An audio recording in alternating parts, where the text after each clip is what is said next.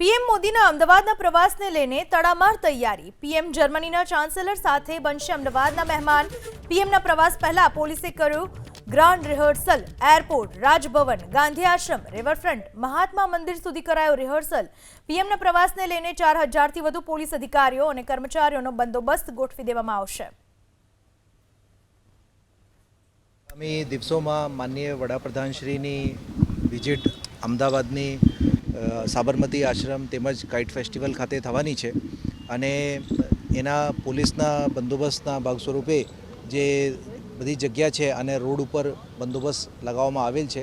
એમાં પોલીસ દ્વારા જે રોડ રસ્તાઓના જે ડાયવર્ઝન છે એના માટે જાહેરનામા પણ કરવામાં આવ્યા છે।